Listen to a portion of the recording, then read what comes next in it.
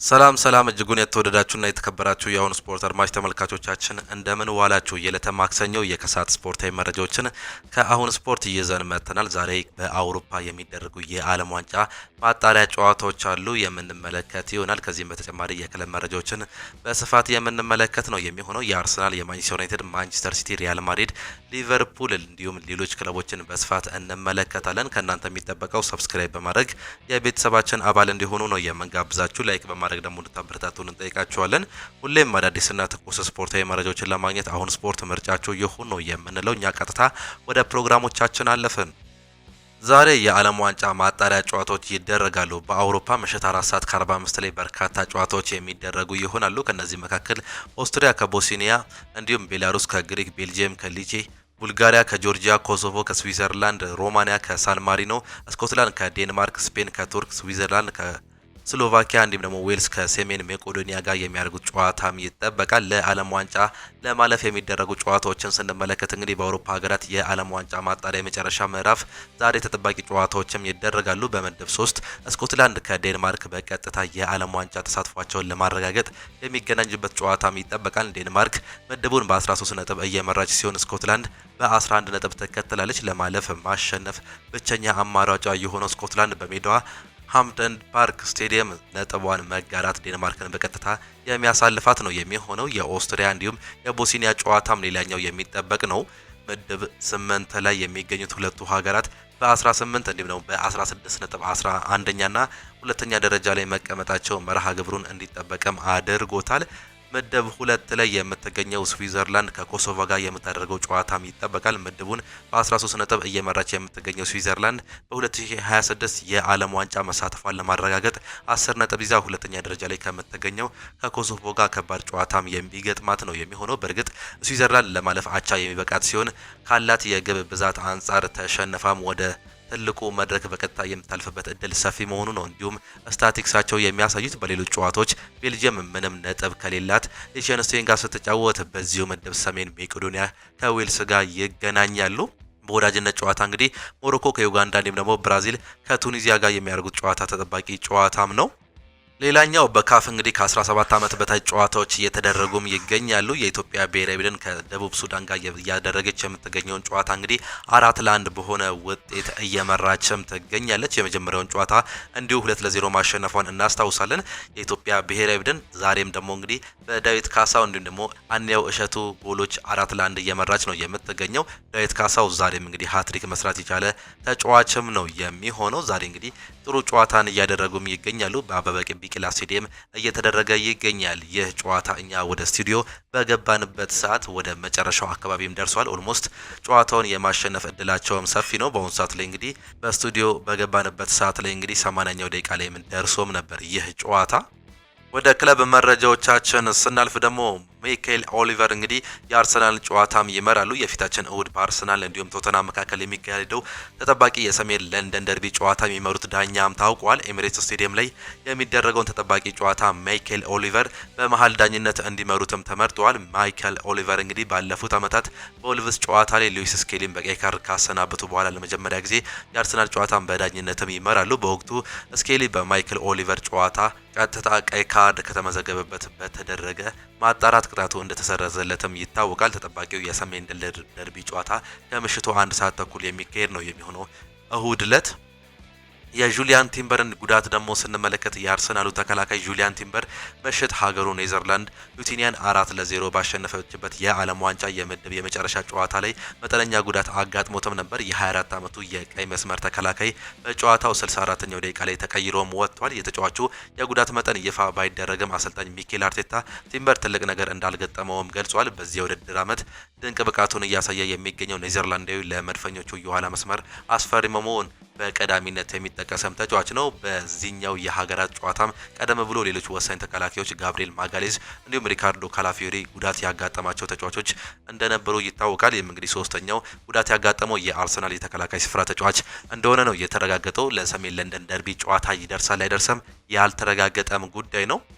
ቴሪ ዳንኤል ሄነሪ በዚህ የውድድር ዘመን የፕሪሚየር ሊጉን ዋንጫ ማን እንደሚያሸንፍ ሲጠየቅ እንግዲህ እንደ ደጋፊ ከአርሰናል ጋር መሆን አለብኝ። ይህ ምን አይነት ጥያቄ የለውም። ከአርሰናል ጋር መጫወትም አለብኝ፣ ምክንያቱም ጠንካራ ሆነን እንመለሳለን ብዬ አስባለሁ። ባለፈው ከሰንደርላንድ ጋር ባደረግነው ጨዋታ ትንሽ ያነሰ ብቃት እያሳየን ቢሆንም ከጊዜ ወደ ጊዜ ግን አሁን ጊዜዎችም አለን ዋንጫዎችን ማሸነፍ እንደሚችሉም ተስፋ አድርጋለሁ ሲል ተናግሯል።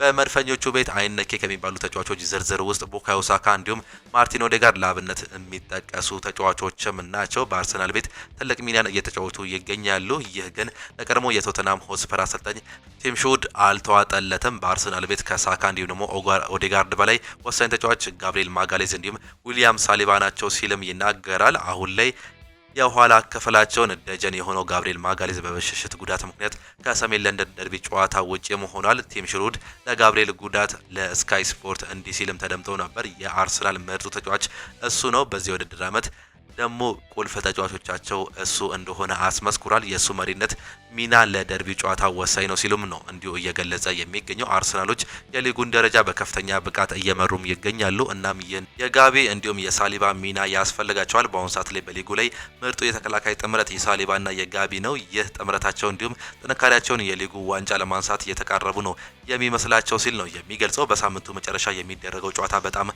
ከባድም ጨዋታ ነው። ቶተናሞች በዚህ ውድድር ዓመት መንሸራተት ታይቶባቸው ነበር። ነገር ግን ያን ያክል እያሰጋ ነገርም አይደለም። ይህን ጨዋታ ለማሸነፍ የሚችሉትን ሁሉም ያደርጋሉ። እናም ይህን አርሰናል እንደ ሚኬል አርቴታ አርሰናሎችን ትልቅ ጫና ውስጥ ይከታቸዋል ብዬም አስባለሁ ሲሉም እንዲሁ ይናገራሉ። ክርስቲያን ሞስኬሮም ሀሳቡንም ይሰጣል። ሁልጊዜ የፕሪሚየር ሊጉን ክለቦች እመለከታቸውም ነበር። እንደ እውነቱ ከሆነ ቡድኔ አርሰናልም ነበር። ተጫዋቾቹ ማሊያዎቹ ትንሽ የተለየ ነገርም አላቸው። አርሰናል አስደናቂ ክለብ ነው ሲል ክርስቲያን ሞስኬራ ስለ አርሰናልም እንዲሁ ይናገራል።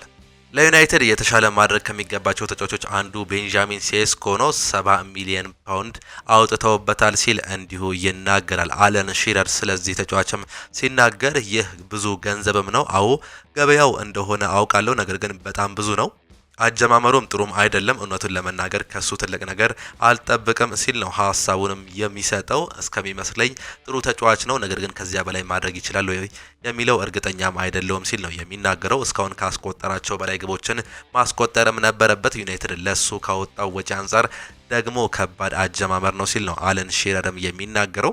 ካርሎ አንቸሎቲም ስለ ማቲያስ ኩኛ ሀሳባቸውንም ይሰጣሉ። የኩኛ ቦታ ለእኛ በጣም አስፈላጊው ነው፣ ምክንያቱም በአጥቂ አማካኞች እንዲሁም ደግሞ አጥቂዎች መካከል ካለው ቦታ ኳስን ቢውላፕ በማድረግ እጅጉን ስለሚረዳ ከሶስቱ የፊት መስመር ተጫዋቾች ጋርም በጣም አስደናቂ ነገሮችን መፍጠር ይችላል። እንደ ብራዚል ብሔራዊ ቡድን ብዙ ነገሮችን ይሰራልናል ሲሉ ሀሳባቸውንም ይሰጣሉ።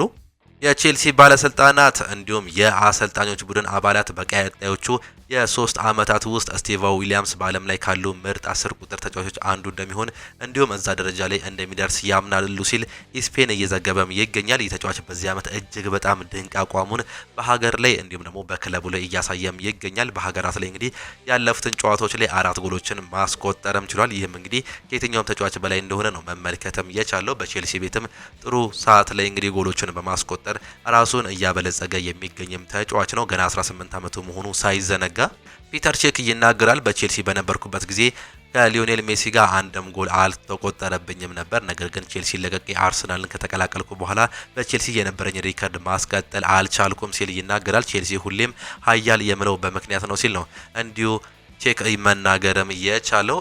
ቪኒሲየስ ጁኒየር ለማድሪድ ያደረገውን መሳት የለብንም ሲል ቤንዜማም ይናገራል። የአልኢታዱ የፊት መስመር ተጫዋች ነው ካሪም ቤንዜማ ሰዎች ቪኒሲየስ ጁኒየር ላይ ትልቅ ጫና እንደሚያሳድሩበትም ገልጿል። ቪኒሲየስ ጁኒየር ለሪያል ማድሪድ ያደረገው ነገር መረሳት የለበትም፣ ፍትሃዊ አይሆንም ሲል ካሪም ቤንዜማም ይናገራል። አክሎም ቪኒሲየስ ሁልጊዜ መማር የሚፈልግ ትልቅ ልብ ያለው በጣም ጥሩ ልጅ ነው ሲልም የገለጸ ሲሆን ሰዎች እሱ ላይ ትልቅ ጫና ያሳድሩበታል፣ የበለጠ ማድረግ ይችላል፣ ነገር ግን አሁን ላይ ጥሩ አይደለም ብሎ መናገር አይቻልም ሲል ነው ቤንዜማ ጨምሮም የሚናገረው። ስለ ኤል ክላሲኮ ጨዋታ ያነሳው ቤንዜማ ቪኒሲየስ ተቀይሮ ሲወጣ መናደዱ የተለየ ነገር የለውም፣ የተለመደ ነው ሲልም ነው የተናገረው። ሜዳ ላይ ጥሩ እየተጫወተ ነው፣ የተሻለ ማድረግ እችላለሁ ብሎ አስበውም ነበር። ብዙ ሰው ኳስ መንካትም ችሏል፣ ነገር ግን ተቀየረ፣ መውጣትም ስላልፈለገ ምላሽም ሰጥቷል። ትልቅ ችግር አይደለም ሲልም እንዲሁ ይናገራል። ቤንዜማ ሲቀጥልም ፍሎሬንቲኖ ፔሬዝ በሪያል ማድሪድ የሚደነቅ ስራ እየሰራም ይገኛል። እሱ እጅግ በጣም ምርጥ እንዲሁም ደግሞ የሚደነቅ ፕሬዝዳንት ነው ሲልም ይገልጻል። ከክርስቲያኖ ሮናልዶ ጋር የቀዘቀዘ ሰላምታ ነበረኝ ተብዬ ተጠይቃለሁ። እባካችሁ እንደዛ አይደለም። ከዛ በፊት መልበሻ ክፍል ውስጥ በደንብ አውርተናል፣ ተቃቅፈናል። በመካከላችን ትልቅ መከባበርም አለ። ሁልጊዜም ቴሌቪዥን ላይ ማየት አይጠበቅባቸውም ሲል ነው ካሪም ቤንዜማ የተናገረው። በተለይም በሳውዲ ሊግ ላይ መገናኘታቸው ምክንያት እንግዲህ በካሜራ የታየው ነገር ትክክል አለመሆኑንም ነው እንዲሁ መናገርም የቻለው። ፈረንሳይ አሁን ላይ አሰልጣኝ አላት፣ ነገር ግን ዚዙ ምርጥ ነው ሲል ይናገራል ካሪም ቤንዜማ። እንዲሁ እሱ የፈረንሳይ ብሔራዊ ቡድን ቀጣይ አሰልጣኝ ለመሆን ሁሉ ነገሮችም አሉት፣ ያለውን ነገር ሁሉ ለሪያል ማድሪድ አሳይቷል ሲል ነው እንዲሁ የሚናገረው። ማንቸስተር ሲቲ ፔፕ ጋርዲዮላ የሪያል ማድሪዱን ቱርካዊ ድንቅ ተጫዋች አርዳ ጉለርን ለማስፈረም ከፍተኛ ፍላጎት ካላቸው የዝውውር እንቅስቃሴዎች አንዱን በማዘጋጀት ላይ ነው ሲል ፌጄ አሰም ዘግቧል። የ20 ዓመት ዕድሜ ያለው የወቅቱ ድንቅ ኮከቦች አንዱ ብቅ ብሏል። በዣቪ አሎንሶ ስር የበለጠ ማዕከላዊ ሚና በመጫወት እንዲሁም በፍጥነት የአውሮፓ እግር ኳስ ውስጥ በጣም አስደሳች ከሆኑ ወጣት አማካኞች አንዱ መሆንም ችሏል። በ2023 ከፌነርባቼ ሪያል ማድሪድን ከተቀላቀለ ወዲህ የአርዳ ጉለር እድገት የተረጋጋ ቢሆንም እጅግ በጣም አስደናቂም ነበር። መጀመሪያ ላይ እንደ የረጅም ጊዜ ፕሮጀክት በመታየቱ አሁን ላይ ባለው ዘመቻ ያደረገው ለውጥ ትኩረትን እንዲስብም አድርጎታል። አርዳ ጉለር በሪያል ማድሪድ ውስጥ ትልቅ ተወዳጅነት ያገኘም ተጫዋች ነው። አሎንሶ ከሜዳ ውጪ ከመሃል ሜዳ ላይ ለማሰራት መወሰኑ ለጨዋታው አዲስ ገጽታም ሰጥቶታል። ጉለር አሁን በእድሜው በሚያስደንቅ በስለት ይጫወታል። ጊዜን በመግለጽ ጨዋታዎችን በማገናኘት እንዲሁም በመጨረሻው ሶስት ላይ ያለማቋረጥ ቁልፍ ቅብብሎችን በማጣመርም ላይ የሚገኝም ተጫዋች ነው። የሱ የሻምፒየንስ ሊግ ትርኢቶችም መስጋኖችም አስገኝቶለታል። ስካውቶች የእርሱን ምሁር የመጀመሪያ ንክኪ እርጋታ ጫና ውስጥ መስመሮችን የማቋረጥ ችሎታን ይገነዘቡታል። ፔፕ ጋርዲዮላ ጉለርን የማንቸስተር ሲቲ የመሃል ሜዳ የወደፊት መሪ አድርጎ በመመልከት ቀዳሚ ስፍራ እንደሰጠው ነው የተዘገበው። ፔፕ ጋርዲዮላ ከኬቨን ዴብሩይነ መልቀቅ በኋላ የግጥሚያዎችን መቆጣጠር የሚችል እንዲሁም በጠባብ ቦታዎች ውስጥ የሚበለጽግ አዲስ ፈጣሪ ተጫዋችም ያስፈልጋቸዋል። ከሲቲ ቅርብ የሆኑ ምንጮች እንደሚናገሩት ፔፕ ጉለር የስርዓቱ የሚፈልገውን ትክክለኛ የመረጃ የቴክኒካል ብቃት እንዲሁም ሁለገብነት ጥምረት እንዳለውም ያምናሉ። ሲቲ ቱርካዊውን ኮከብ ለማግኘት 100 ሚሊዮን ዩሮ ለማውጣት ተዘጋጅተዋል። የክፍያ ጉለርን በእግር ኳስ ታሪክ ከ21 ዓመት በታች ቡድን ውድ ተጫዋች ማድረገውን ሊሆን እንደሚችል ነው የተገለጸም የሚገኘው። ማንቸስተር ሲቲ የቱርኩን ኢንተርናሽናል ለማስፈረም ሊቸገር እንደሚችልም ነው የሚገለጸው። ሲቲ ትልቅ ጨረታ ቢያቀርብም የሪያል ማድሪድ አቋም ጠንካራ ነው። ጉለር የማይነካም ተጫዋች ነው። ሎስ ብላንኮቹ ከጁድ ቤሊንጋም ኤድዋርዶ ካማቪንጋ ጋር በመሆን ጉለርን የወደፊት የመሃል ሜዳቸው የማዕዘን ድንጋይ አድርገውም ይመለከቱታል። የክለቡ ባለስልጣኖችም የችሎታው ጥቂቱን ብቻ እንዳሳየም ያምናሉ። በመጪዎቹ ወቅትም እሴቱ ከፍ ሊል እንደሚችል ነው እየገለጹ የሚገኙት። ፕሬዚዳንት ፍሎሬንቲኖ ፔሬዝ የጉለር ትልቅ አድናቂ እንዲሁም ትልቅ ትውልድ ተሰጥኦ ይመለከቱታል የሚል እንዲሁ መረጃዎች እያሳዩ ሲሆን ሲቲ የቱርኩን ጌጣጌጥ ለማስፈረም ካሰቡ ከገንዘብ በላይ ሊያስፈልጋቸውም ይችላል። ትዕግስት፣ ማሳመን እንዲሁም በሪያል ማድሪድ አቋም ላይ ትልቅ ለውጥ ያስፈልጋቸዋል ሲል ነው ፌጄ አሰም ያስነበበው። ማንቸስተር ዩናይትዶች የጆሹዋ ዚርክዜን የወደፊት እጣ ፈንታ በተመለከተ ወሳኝ እርምጃ መውሰዳቸው እየተዘገበ ሲሆን ጋዜጣው እንደዘገበው ክለቡ አሁን በመጪው የጥር የዝውውር መስኮት የኔዘርላንዳዊን አጥቂ የመልቀቅ ሊቀጣበት መዘጋጀቱን ነው እየገለጹ የሚገኙት። በሩበን አሞሪም ስር ከወራት ጥርጣሬዎች እንዲሁም የተወሰኑ ደቂቃዎች በኋላ የ24 ዓመቱ ተጫዋች በ2026 የዓለም ዋንጫ ኔዘርላንድን የመወከል ፍላጎቱን ለማስቀጠል ወሳኝ የሆነ ጨዋታ ጊዜን የሚያረጋግጥ እንቅስቃሴ ያስፈልጋል። የጣሊያን ምንጮች ማንቸስተር ዩናይትዶች ለሮማ ዚርክዜን በውሰት ውል ለመስጠት ፈቃደኛ መሆናቸውን ገልጸው ለመግዛት የሚያስችል አማራጭ ያለው መዋቅር ለተጫዋቹ አስቸኳይ የደቂቃ ፍላጎት እንዲሁም ለሮማ ፋይናንሻል ስትራቴጂ ተስማሚ መሆኑንም አስታውቋል። ማንቸስተር ዩናይትድ ጆሹዋ ዚርክዜን ለመልቀቅ ተዘጋጅተዋል ሲል እንዲሁ ያረጋገጠ ሲሆን ይህም ቀደም ሲል ባለፈው ዓመት ብዙ ኢንቨስት ያደረጉበትም ተጫዋች ለመልቀቅ ሲያቅማሙ የነበረው ዩናይትድ ትልቅ የአቋም ለውጥም አሳይቷል። ዚርክዜ በዚህ የውድድር ዘመን ለተከታታይ ሚናም ታጉሏል። ቤንያሚን ሴስኮ እንዲሁም ማቲያስ ኩኛ በምርጫ ቅደም ተከተል የወደቀም ተጫዋች ነው። በአጫጭር ገለጻዎች የጥራት ብልጫዎችን ቢያሳይም መደበኛ ቦታውን ማስጠበቅም አልቻለም። ይህ ብስጭት እንዲሁም የመንቀሳቀስ ፍላጎትም አነሳስቶታል። ሮማዎች ዚርክዜን ለማስፈረም በጣም ጠንካራ ተፎካካሪ ሆነው ብቅም አሉ። ድርድርም በማካሄድ ላይ ይገኛሉ። ዩናይትድ የግዢ ማፍረሻን በትንሹ 35 ሚሊዮን ዩሮ ወይም ደግሞ 30.9 ሚሊዮን ፓውንድ አስቀምጠውለታል። በተመሳሳይ ክፍያ የኢቫን ቨርኩሰን ብድር ቋሚ ለማድረግ ሮሞች ኤቨርተንን የመክፈል ግዴታም አለባቸው። የዚርክዜን መምጣት ለማመቻቸት ሮሞዎች ኢቫን ፈርጉሰንን ከብራይተን ብድር እንደሚያቋርጡ ይጠበቃል። የቡድኑ ቦታን እንዲሁም ደግሞ ለሆላንዳዊ የፊት መስመር አጥቂ ባጀትም ለማጽዳትም ይጠቀሙበታል። በዶሚኖ ውጤት የፈርጉሰን አስደናቂ ሆነው የሚቀጥሉት ኤቨርቶኖች አየርላንዳዊውን አጥቂ በውሰት ለመውሰድ ራሳቸውን እያዘጋጁ ነው እየተባለም ነው የሚገኘው። ዚርክዜ የሴሪያ ፍላጎትም አለው ሲልም ነው እንዲሁ ዘገባው የሚያሳየው። ሮማዎች ብቻቸውን አይደሉም። የዚርክዜ የረጅም ጊዜ አድናቂዎች ኤሲ ሚላን እድገቶችን በቅርብ መከታተልም ቀጥለዋል ሲልም ይገልጻሉ። ወደ ኦልትራፎርድ ከመሄዱ በፊት አጥቂውን ለማስፈረም ሞክረዋል። የተጫዋቹ ሁኔታ በድጋሚ ፍላጎታቸውንም አንገብግቦታል። በሴሪያ ውስጥ ያሉ ክለቦች የዚርክዜን አቋም እንዲሁም ደግሞ መገለጫ ረጅም ቴክኒካል ተሰጥኦ ያለው እንዲሁም በታክቲካዊ ሁለገብነት በመገንዘብ በተለይ የጣሊያን ገበያ ማራኪ አማራጭም አድርጎታል። ይሁን እንጂ የሮማዎች ቀደምትነት ግንኙነት እንዲሁም ደግሞ ጥቃታቸውን ለመግለጽ ፈንጆች መሆናቸውን ወሳኝ ጠቀሜታም ይሰጣቸዋል። እስካሁን ምንም ያልተጠናቀቀ ነገር ቢኖርም እንግዲህ ሁሉም ፓርቲዎች ዩናይትድ፣ ሮማ ጆሹዋ ዚርክዜ በመርሃ ግብር ደረጃ እየተሳሰሩም ይመስላሉ። ስምምነቱ የደሞዝ ሽፋንን እንዲሁም ደግሞ የመግዛት አማራጭን ትክክለኛ አወቃቀሩን በሚመለከት ተጨማሪ ድርድር የተመሰረተ ነው ሲል ነው እንዲሁ እየገለጸም የሚገኘው። ማንቸስተር ዩናይትድ እንዲሁም ቶተናም አጥቂውን በመጨረሻ የኮንትራት ዓመት ከሚከታተሉት ክለቦች መካከልም ያደርጋቸዋል ሲል ነው እንዲሁ እየዘገቡ የሚገኙት። ጆሹዋ ዚርክዜ በስተመጨረሻው ጥር ይሄዳል አይሄድም የምንመለከት ነው የሚሆነው። ከፍተኛ የዝውውር ፍልሚያ በመላው አውሮፓ እየተካሄደ ሲሆን አርሰናል፣ አስቶን ቪላ እንዲሁም ማንቸስተር ዩናይትድ የኦሎምፒያኮሱን ክሪስቶፈር ሙዛኪስቲን ለማስፈረም ላይ መሆናቸው ታዋቂው የዝውውር ዘጋቢ ኒኮሎ ሺራ እየዘገበም ይገኛል። የ18ቱ አማካይ በፍጥነቱ ከተስፋ ተሰጥኦነት ወደ አውሮፓ በጣም ተፈላጊ ወጣት ኮከብነት ተቀይሯል። እናም የጨረታው ወጥነት ገና እየተጀመረም ነው የሚገኘው። ባለፈው ዓመት ውስጥ በሚቴዎሪክ ጭማሪም ተደስቷል። ምንም እንኳን እድሜው ቢሆንም የኦሎምፒያኮስ ቁልፍ ተጫዋችም ሆኗል። በእርጋታ በኳስ የመሸከም ችሎታ እንዲሁም በታክቲክ ብስለት ውስጥ ጥቅም ከወዲሁ ለግሪክ ብሔራዊ ቡድን 7 ሲኒየር ጨዋታዎችን አስገኝሎታል። ይህም በታዳጊ የአውሮፓ አካል ብቃት እንቅስቃሴ ከሚያደርጉት ሊጎች አንዱ መሆኑ ነው የተገለጸው። ክሪስቶፈር ሙዛኪስቲስ የእንግሊዝ ፕሪሚየር ሊግ ክለቦችንም አስደምሟል። በኦሎምፒያኮስ ጨዋታዎች ላይ ከእንግሊዝ፣ ከጣሊያን፣ ከጀርመን የመጡ ስካውቶች በተደጋጋሚ ሲታዩም ቆይተዋል። ነገር ግን አስቶን ቪላ፣ አርሰናልና ማንቸስተር ዩናይትድ ለድርድር ከፍተኛ ግፊት የሚያደርጉ 3 ክለቦች መሆናቸውን ለመረዳትም ተችሏል። ሚኬል አርቴታ የሙዛኪስቲስ ቴክኒካል ፕሮፋይል ትልቅ አድናቂም ናቸው። አርሰናል ሁልጊዜ የዓለምን ምርጥ ወጣት ተሰጥኦ በመፈለግ መድፈኞቹ ሙዛኪስቲስን ኢላማም አድርገዋል።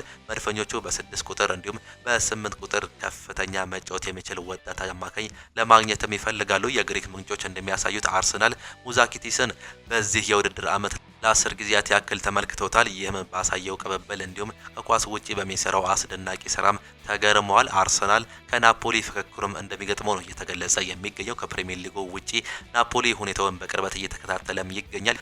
የሴሪያው ክለብ ወጣት አማካዮችን በማፍራት ረገድ ጠንካራ ታሪክ ያለው ሲሆን ሙዛኪስቲስ በስርዓታቸው ውስጥ የወደፊት ጀማሪ ሊሆን እንደሚችልም ያምናሉ። ሆኖም ናፖሊ የጨረታ ጦርነት ቢነሳ ከእንግሊዝ ክለቦች ጋር በቀጥታ ለመወዳደር በገንዘብ ሊታከል እንደሚችል ነው የሚጠበቀው። ኦሎምፒያኮስ ፍላጎቱ እያደገ መሄዱን ስለሚያውቅ ውዱ አማካይ ላይ የ30 ሚሊዮን ዩሮ ግምት ማስቀመጡ ነው እየተገለጸም የሚገኘው። እጅጉን የተወደዳችሁና የተከበራችሁ የአሁኑ ስፖርት አድማጭ ተመልካቾቻችን ለዛሬ የነበረን ስፖርታዊ መረጃዎቻችን ይህንን እየመስሉ ነበረ። ፕሮግራሞቻችንን እንዴት አያችኋቸው? ሀሳብ አስተያየታችሁን ኮመንት ቦክስ ላይ ልታጋሩን ትችላላችሁ። የምሽት ፕሮግራሞቻችን በዚሁ የሚጠናቀቁም ይሆናሉ። በነገ ጠዋት ፕሮግራሞቻችን እስከምንገናኝ ድረስ ግን ቻው ቻው፣ መልካም ጊዜ፣ መልካም ምሽት እንዲሆንላችሁ ዳግም ተመኘን።